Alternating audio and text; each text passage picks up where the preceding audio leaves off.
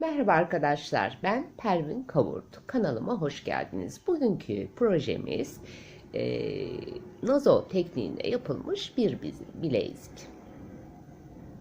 Bu şekilde. Ben bir tane çalıştım. Sizler için farklı bir renkte çalışacağım. O ne kullandım onu da söyleyeyim. Gümüş rengi kullandım. 11.0 ve iki renk tonlama yaptım. Zevk tercih sizin zevkinizdir. İki renk kullandım. Bunlar da 2 milim arkadaşlar. 2 milim boncuğumuz. İğne olarak da 12 numara ya da 13 numara iğne. Bu çalışmada mutlaka sizler misina kullanmalısınız. Çünkü ip gözükür. 0,18 milim misina kullandım. Buna farklı aparatlar da kullanabilirsiniz. Ben şu tip bir mıknatıslı kapama kullandım bu çalışmada. Size gerekli olan malzemelerimiz bunlar. Biraz emekli bir çalışma ama çok güzel bir çalışma. Bu çalışmayı yaparken farklı da düşünebilirsiniz. Ben kristalli düz diye çalıştım. Ama her sırasına sizler kristal de koyabilirsiniz. Aynı mantıkla çalışarak. Evet, çalışmamıza başlayalım efendim. Bilekliğimin örümüne başlıyorum arkadaşlar. Gördüğümüz gibi bileklik orta bölümde kalın ve alt bilek kısmına doğru daralıyor. Bu nereden başlarız? İki türlü çalışabiliriz. Bir ince bölümünden başlayabiliriz. Ama ben kolay olsun diye bilekliğimin tam orta yerinden başlayacağım. Orta bölümünde aynı sırada hiç eksiltme arttırma yapmadan 3 sıra öreceğim. Ama tam ortadan başlayacağım için ortayı yapacağım. Daha sonra ikinci sırayı yapacağım. Döneceğim tekrar diğer sırayı toparlayacağım. Şimdi ben gördüğünüz gibi bunu da ifade edeyim. Kubik grafik tekniğinde de çalışabilirsiniz bunu. Kristal düz olarak gidiyor. Buna göre boncuk tabanlarını ayarlayacağız. Şimdi ben iğneme öncelikle misinanızı uzun tutunuz. Çünkü ortadan başlıyoruz. 2 metre en az alın. 1 metre kalsın. Çünkü ilaveler yapacaksınız. Yetmeyecek. Nazoda çok çekiyor. 2 metre ipime ben misinamı aldım. Ve dörtlü boncuk esasına dayanır iğneme bir kristal 3 adet kum boncuğu yerleştirdim. Ve tersinden geçtim. İşi ortalayacağım.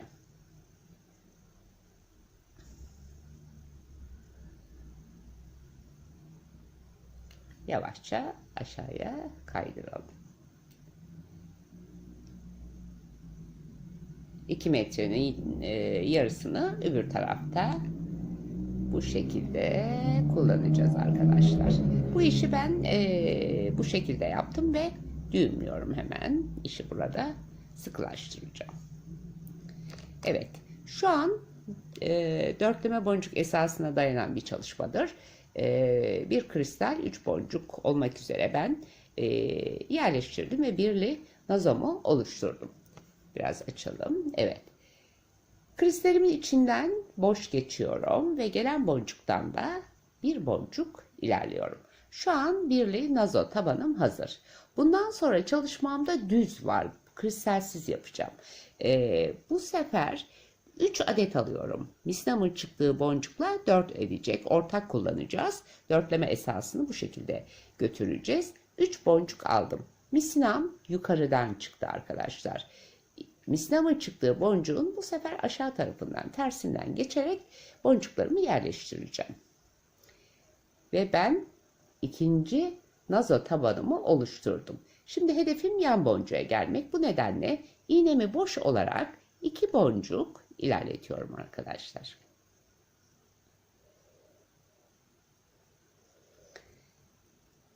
İki tanemiz hazır.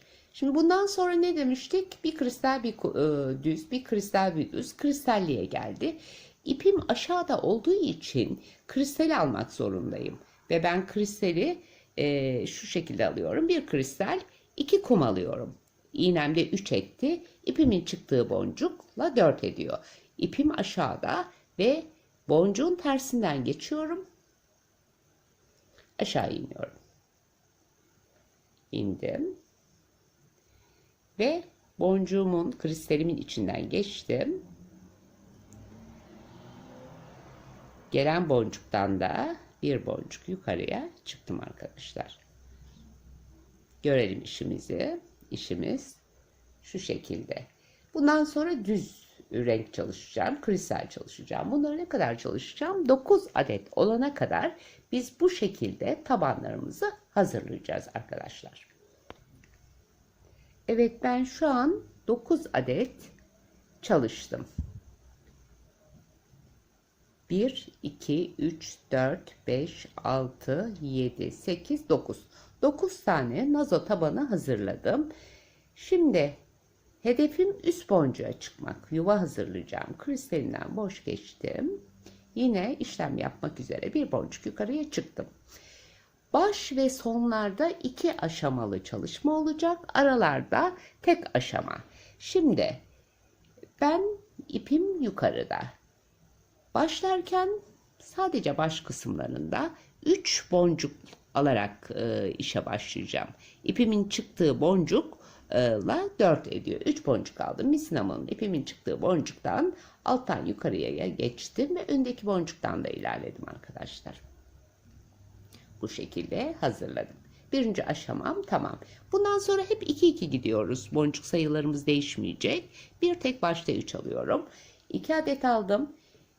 Misinamın çıktığı boncuğun gerisinden ve kendinden geçtim. 2 aşamam tamam oldu. Şimdi direk yapmak istiyorum. Bunun için bakın bir evvelki gümüşlü nazo tabanımın yan boncuğundan ben yukarıdan aşağı iniyorum. Ortak boncuğumuz 2 tane nazo tabanımızın. İndim. Direk yapmak istiyorum. Bu direkler ne işe yarayacak? Odacıklar, yuvacıkları böleceğiz içine kristal yerleştirmek için ve 2 tane boncuk alıyorum. Yukarıya çıkacağım. Şimdi son yaptığım motifin son boncuğundan ve gümüşlü olan kristalsiz boncuğumun tepe boncuğundan şu şekilde geçiyorum. Geçtim ve aynı şekilde tabanımı, motiflerimi birleştirdim. 2 tane de boncuktan oluşmuş direğim oldu. Şimdi bundan sonra hep birer işlem yapıyoruz. 2 adet alıyorum boncuk. Misinamın çıktığı boncuk. Gerisinden ve kendinden geçiyorum arkadaşlar. Birinci aşama hep bu. Bir tek aşamalı. Şimdi ipimi yukarıya aldım. Görelim. Bir sonraki kristalli bölümüm var. Yan boncuğundan, yani 2 motifi birleştiren ortak boncuğumdan aşağı iniyorum. Şimdi yukarı çıkacağım. 2 boncuk alıyorum. 1, 2. Bakın ayrıktır. 2 motifi birleştirmek istiyorum. Son yaptığım motifin son boncuğumla kristalli motifimin tepe boncuğundan geçerek birleştiriyorum. Aynı zamanda bu şekilde direklerimi de oluşturmuş oluyorum. Bakın 1, 2 odacık oldu. Bunlar bizim direklerimiz. Bu direklerimizi biz mutlaka her sırada kullanacağız arkadaşlar. Ve sıramın sonuna kadar bu işlemi bu şekilde yapıyorum. Evet, işimin sonuna geldim arkadaşlar. Son direğimi yapıyorum. 2 boncuk aldım.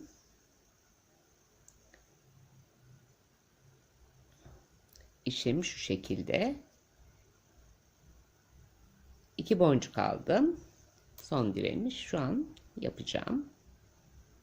İşi kurarken tabii ki ilk başta biraz zor oluyor. Ondan sonra kurulduğu zaman ilerliyor. Şimdi ara boncuktan geçiyorum. Bakın kristalin yanındaki yan boncuğundan geçiyorum. Alta iniyorum. Direk yapacağım. Son direğim bu. 2 boncuk alıyorduk. Gerisinden, geri motifin son boncuğundan ve bir sonraki boncuğun, motifin tepe boncuğundan geçtim. Direğimi yaptım ve odacığımı oluşturdum. Şimdi sonda ve başta 2 aşama olacak demiştim. Birinci aşama için 2 adet boncuğumu alıyorum. Misinamın çıktığı boncuğun gerisinden, kendinden ve önündekinden geçtim. Şu an bir aşamam oldu. Yine 2 adet boncuk alıyorum. 1, 2. Gerisinden ve kendinden. Bu şekilde geçtim. Artık geçecek boncuğum kalmadı ve aşamam da bitti. Evet, işim şu hale geldi. Şu gördüğünüz bizim direklerimiz arkadaşlar. Bakın 2 iğnelerimi geçireyim ki görün.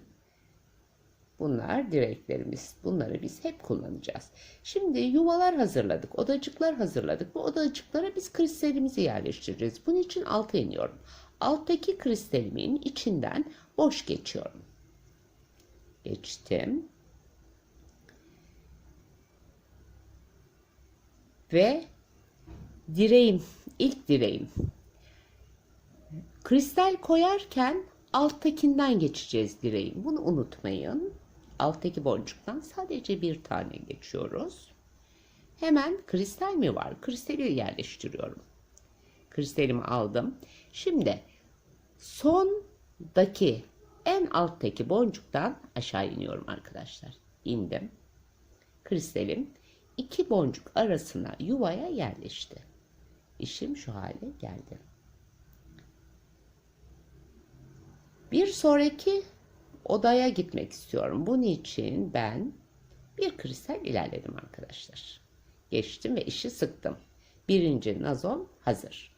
Şimdi bu bölümde biz kristal kullanmadık. Sadece kumla yaptık. Ve alt boncuğu kumlu yaptığımız için tek boncuk olarak kum boncuğumuz var.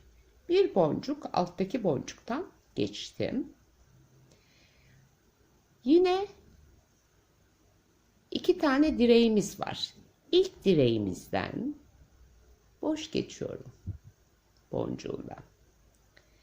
Buraya bir evvelki sırada kristal geçmiştim. Burası kumlu olduğu için sadece bir kum alacağım. Kristal alıyormuş gibi düşünün. Ve gerideki bir önceki direğin yine alt boncuğundan yukarıdan aşağıya iniyorum ve ben yerleştiriyorum kum boncuğumu. Yerleştirdim. Yine alttaki boncuktan geçiyorum. Kristalden de geçiyorum. Niçin geçiyorum? Çünkü odacığa gelmek istiyorum. Odacığın altında kristal var. Demek ki bu bölüme biz kristal yerleştireceğiz. Yine direğimin alttaki boncuğunu kullanıyorum. Ve kristalimi alıyorum. Aldım. Bir evvelki direğimin alttaki boncuğundan geçiyorum. Kristalimi yerleştiriyorum. İşi tabii ki sıkıyorsunuz burada. Ve kristalden geçiyorum. Bu bölümde bitti. Sıra bu bölüme geldi. Zaten belli ediyor. Arada bir boncuğum var. O boncuktan tek olarak ilerliyorum. Gene direklerime geliyorum. Şu direği kullanacağım. Alt boncuğundan çıkıyorum. Bu sefer kum yerleştiriyorum. Bir evvelki direğin alt boncuğundan yukarıdan aşağıya iniyorum. Alttaki boncuktan, gümüş boncuktan geçiyorum. Ve bir sonraki odaya varmak için altında kristal var. Kristalden geçiyorum bu şekilde arkadaşlar. Şimdi ben sıramın sonuna kadar bu çalışmayı bu şekilde öre gideceğim arkadaşlar. Evet, işimin sonuna geldim. Aynı mantıkla çalıştım. Kristalden geçtim. Kenarda kalan 2 boncuğum var. Altındaki boncuktan aşağıdan yukarı geçiyorum. Altta kristal olduğu için o bölüme kristal yerleştirmek zorundayım. Kristalimi aldım. Bir evvelki direğimin alt boncuğundan yukarıdan aşağı geçiyorum ve kristalimi yerleştiriyorum. Şimdi bu bir sıra nazomuz. Arkadaşlar. 4'er boncuğumuz var. Bakın. Saydığınızda 4. Tepeden de 4. Arkadan da 4 boncuk. Aynı mantığı bir kere daha yapacağız. Bu şekilde gideceğiz. Ondan sonra eksiltme bölümüne geleceğiz. Ben bilekliğimin orta bölümünü üst sıra olarak ördüm. Üst sıradan sonra biz eksiltme işlemini yapacağız. Üst sırayı kristalleri aşağıdan yukarı sayarsanız gerçekleştiğini göreceksiniz. 1, 2, 3. Tam orta bölümümüz. Şimdi 4. sıraya başlıyorum. Diğer sıralarda nasıl çalışmışsam aynı işlemi burada uyguluyorum. En başta boncuktan çıktım. Gerisinden ve önündekinden 3 boncuk alarak geçtim. Baş ve sonlarda 2 aşama demiştik. Birinci aşamam tamam. 2 boncuk alıyorum. Gerisinden ve kendinden geçiyorum. Şimdi aradaki boncuktan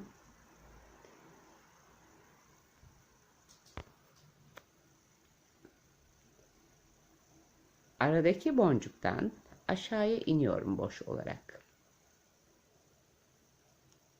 4 tane çiçeğimiz var ya, 1, 2, 3, 4 yan boncuğumdan aşağıya indim.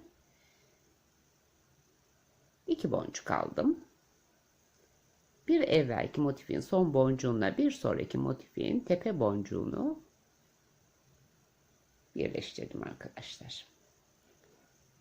Bir tane direğim oldu. Yine aynı şekilde devam ediyorum. Bu işlemler sürekli bu şekilde tekrarı.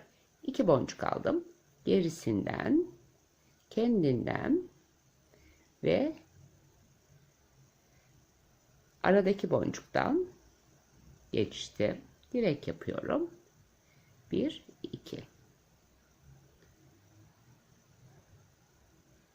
Geçtim. Bir sonraki motifin tepe boncuğundan ilerledim. Bu şekilde gidiyor. Şimdi arkadaşlar bu işlemi bu şekilde devam edeceğim. Nereye kadar devam edeceğim? Bunu eksilteceğim. Buradaki yeşilli nazamı, kristalli nazamı yapmayacağım bu sırada. Eksiltme işlemini yapacağım. Buraya kadar öreceğim şimdi. Ben sıramın sonuna geldim. Örümümü yaptım. Kristalsiz bölümü çalışacağım. Kristalli çalışmayacağım. Burada eksiltme yapacağım. Eksilteceğiz. Son sıralarda ilk ve başta ne yapıyorduk? 2 tane arttırma yapıyorduk. Burası bu bölümde ara ama eksiltme yapacağımız için kenara geliyor. Kenara geldiği için de burada 2 işlem yapacağız. Yani 2 defa 2 boncuk alacağız. Gerisinden kendinden geçtim. Aradaki boncuktan geçtim. Bakın kristalin yanındaki yan boncuktan geçtim. Orada normalinde ne yapıyorduk? 2 boncuk alıp yukarı çıkıyorduk. Çıkmayacağız. 2 boncuk alacağız. Yine ipimizi, misinamızı arkaya alacağız. Gerisinden ve misinanın çıktığı boncuktan geçeceğiz ve ikinci aşamamız oldu. Gördüğünüz gibi burada eksilttim. Çalışmadım bu bölümü. Eksiltme oldu. Şimdi yuvalarımız hazır. Ne yapıyorduk? Alt bölüme geçiyorduk. Hangi boncuk varsa o şekilde devam ediyorduk. Şimdi gümüşlü bölümün içini doldurmam lazım. Ne yapıyorduk? Bir boncuk yukarı çıkıyorduk. Direklerin alt boncuğundan.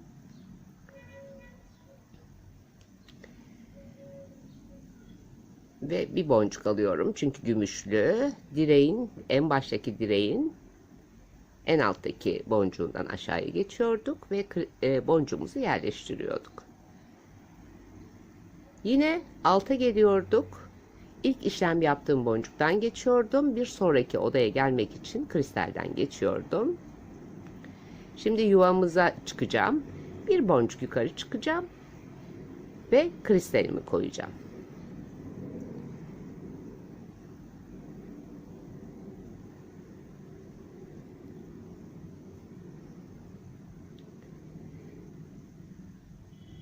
Bir sonraki gümüşlü motifin altındaki boncuktan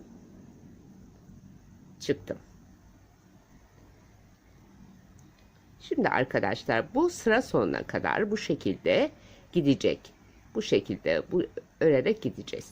Ben bunu çizdim anlatabilmek adına. Burada anlatmaya çalışayım.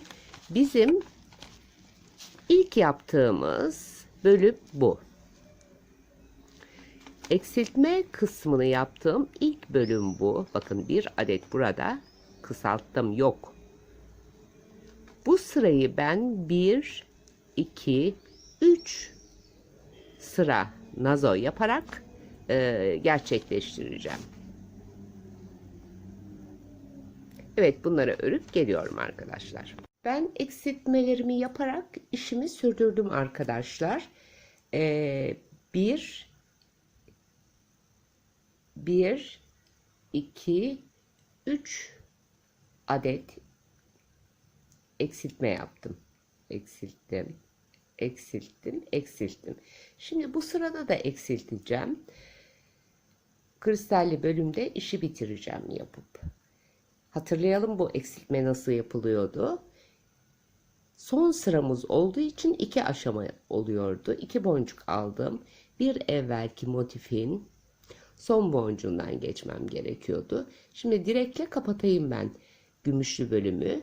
2 boncuk aldım ve bir evvelki motifin son boncuğuna bir sonraki motifin, yani kristalli motifin orta boncuğundan geçtim. Bakın, orta boncuk geçtim, direğimi yerleştirdim.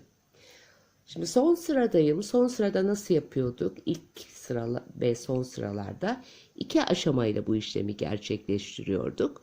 2 tane kum aldım.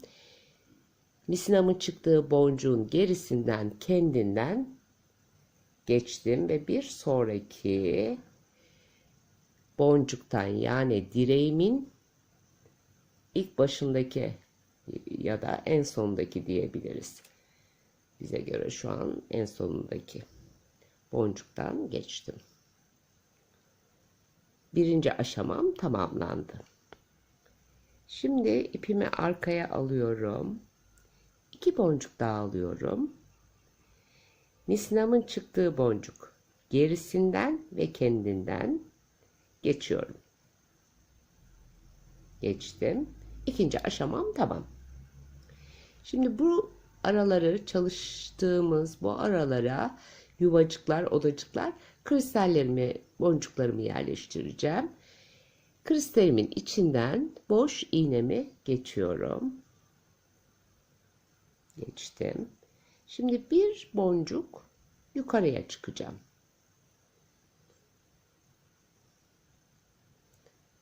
Tabii ki düğümlemeler olabiliyor.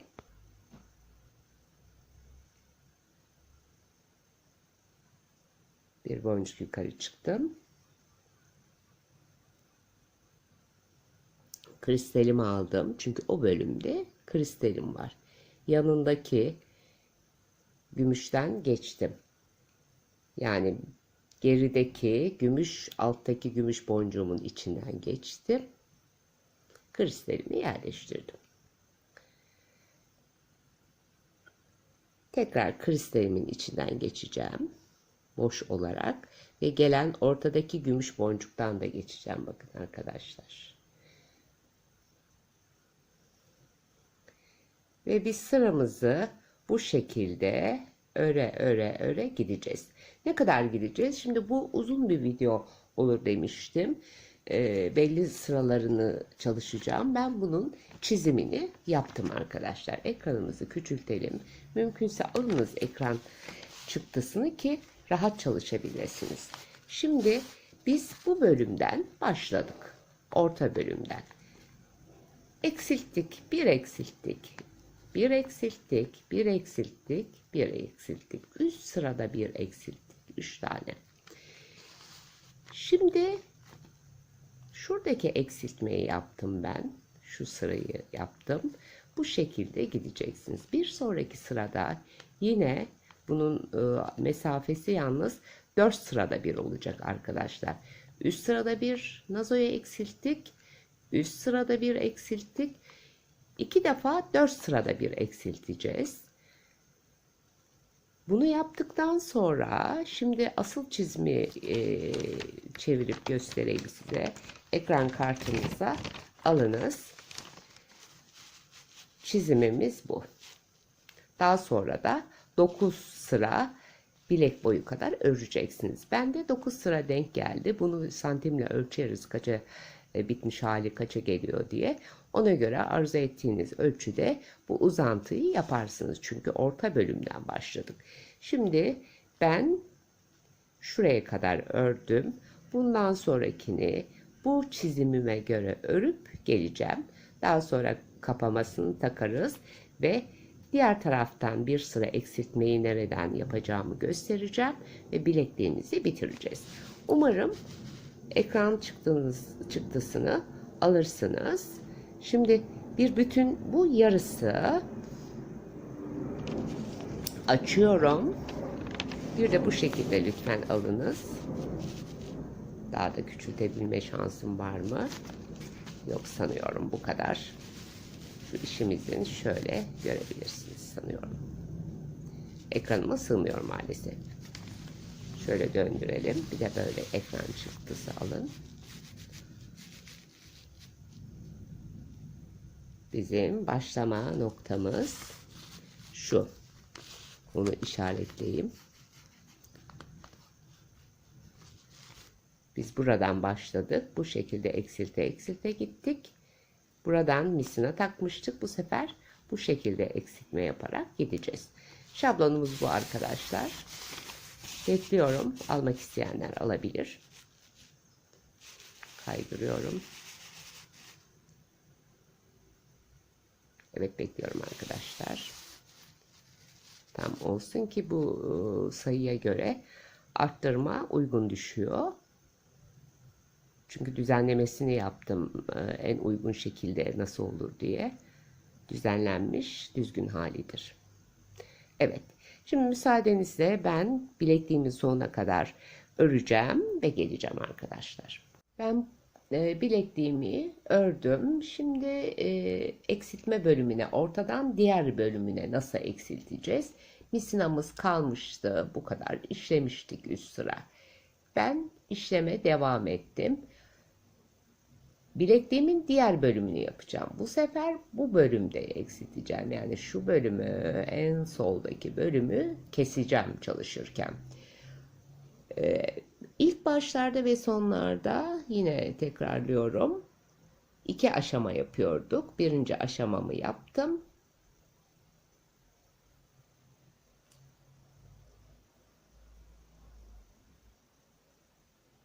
Gerisinden kendinden geçtim. Birinci aşamam.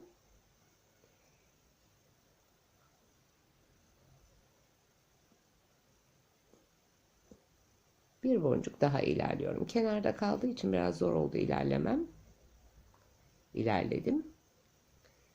Yani gerisinden, kendinden, önündekinden geçmiş oldum. 2 boncuk alıyorum. Gerisinden, kendinden geçtim. Ve ikinci aşamamı bitirdim. Diğer sırayı yapmıyoruz. Şimdi eksiltme yapıyoruz çünkü. Alttaki gümüş boncuktan ilerledim. Çünkü gümüşlü bölümde çalışmamı yapıyorum.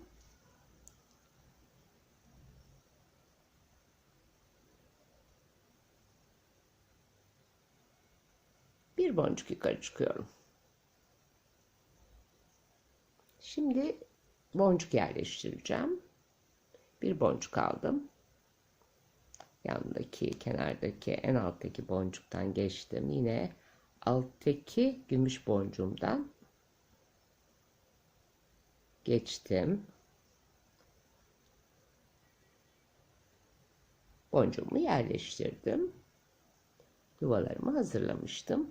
Şimdi kristalin üstündeki yuvaya gelmek istiyorum. O halde kristalimden de boş geçiyorum. Kristalimi alıyorum.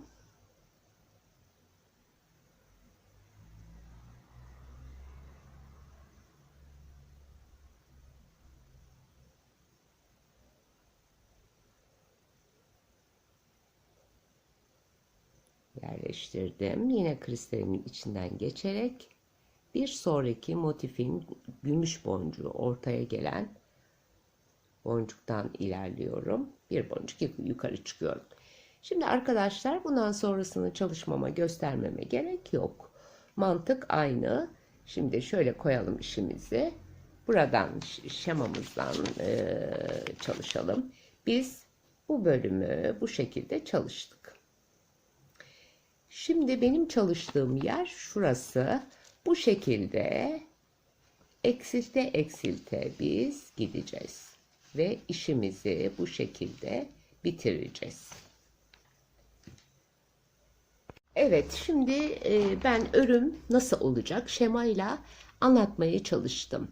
Kapamalarınla birlikte şu an 17 santim boyu arkadaşlar. Bilekliğimiz 17 santim.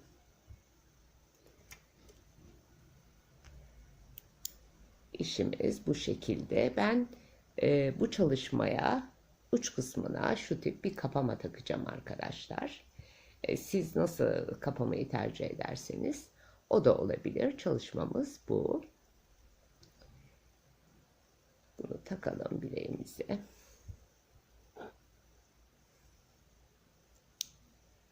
Kapama kısmı. Döndüreyim. İfade ettiğim gibi son şu 9 sıra yaptığınızı bilek ölçünüze göre ortadan başladık. Bilek ölçünüze göre bu sayıyı uzatabilirsiniz arkadaşlar istediğiniz gibi. Gayet şık duran bir bileklik. Videosu biraz uzun sürdü ama tek tek göstermek istedim. Eksiltmeyle yaptık.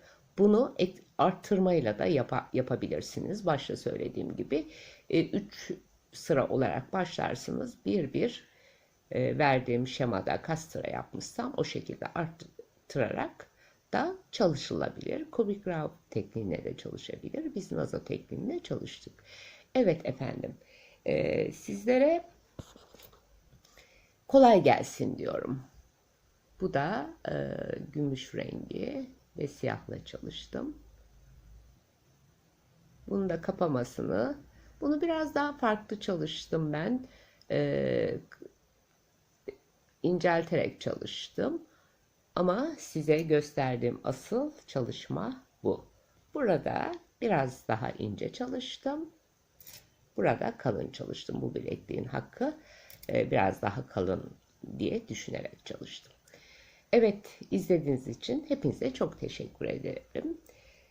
Çalışacak olan arkadaşlarıma kolay gelsin. Her zaman ricamdır. Abone değilseniz izledikten sonra lütfen abone olunuz. Beğendiyseniz evet, beğeni butonuna basınız. Sormak istediğiniz bir soru da olursa lütfen yorumlar kısmına yazınız. Cevaplamaya çalışayım. Evet, çalışmamız bitti. İzninizi rica ediyorum. Hepinize iyi günler diliyorum. Sevgiyle kalın.